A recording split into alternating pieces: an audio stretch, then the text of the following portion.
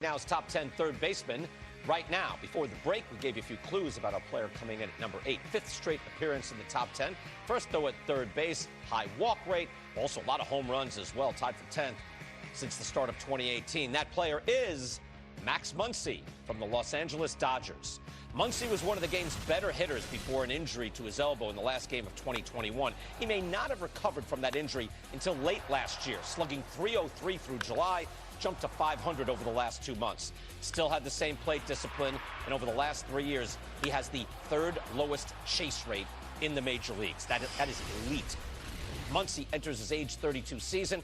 Here's the comparison with last year. He slugged .527 with a good on base in 2021. All of his numbers fell off last year. But remember, this is a guy who was top 5 in the shredder at first base each of the last 4 years.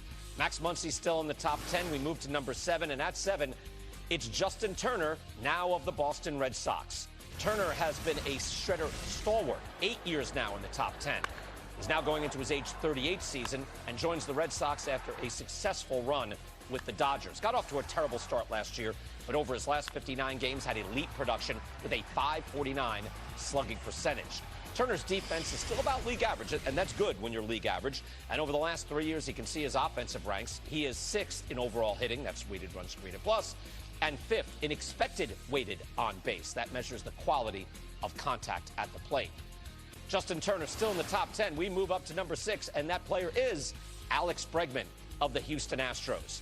Bregman comes off a solid year, a full 155 games played with a 136 weighted runs created plus. 100 is league average. He still has elite contact skills. He has the 4th best contact rate in the game.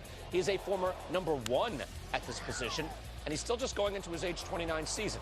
Now, here's what happened to make him number 1 a few years back. In 2018 and 2019, he had a .409 on base, slugging .561. Those are big numbers.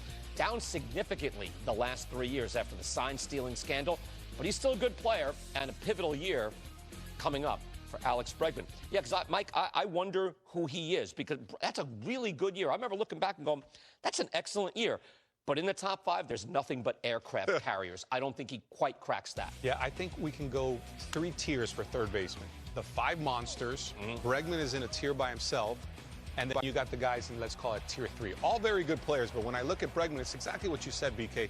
He had MVP elite-type numbers in 2018 and 19. It's kind of dropped off a little, but still, he has settled to be a very productive player.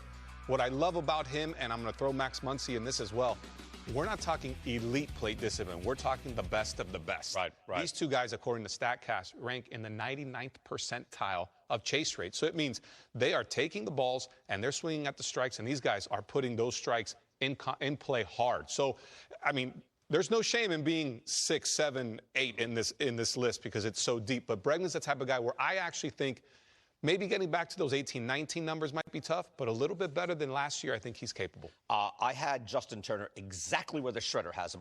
He can still hit. I thought he was one of the more underrated free agents out there this year. He can swing the bat. If there's a silver lining for the Boston Red Sox, they don't have a second baseman or a shortstop, but they have 2 top 10 third basemen. So they can pick and choose there. Justin Turner, for me, he's the type of guy that he's just reliable, dependable. He's playoff proven. You know, the moment never gets too big for him. And I think it's sneaky how serviceable defensively is. He doesn't get the recognition maybe that he deserves at third base. Still can hold it down, which is important. Again, he's older, but he can hold it down. And Max Muncy was a guy, all through the year, his numbers were just atrocious through much of the year. But his plate discipline was still there. He's still among the leaders, and I thought his process is there.